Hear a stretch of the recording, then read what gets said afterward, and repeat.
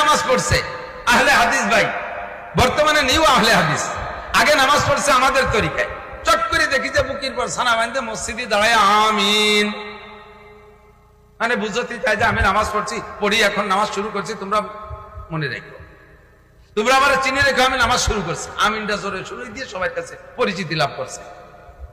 এই লোকটারে জিজ্ঞেস করবেন, তুমি নামাজ ছাড়লে কেন? তুমি এই হানাফি মাযহাবের নামাজ পড়তে এটা ছেড়ে দিয়ে নতুন নামাজ ধরলে কেন?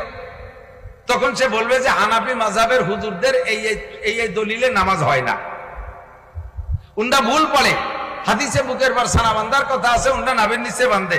হাদিসের অভয়াদান আছে, উন্ডা করে না। হাদিসে আমিন জোরে আছে, উন্ডা বলে না। হাদিসে ইমামের পিছনে সূরা ফাতিহা আছে, উন্ডা পড়ে না। কাজেই আমার ওই নামাজ পছন্দ হয় না, হাদিসে যে নামাজ আছে আমি সেই নামাজ পড়ি। তাহলে এদিক টাকান আমার প্রশ্নের জবাব দেন। যদি এই লোকটা আগের নামাজ ছেড়ে দেয় তাহলে প্রমাণ কি? সে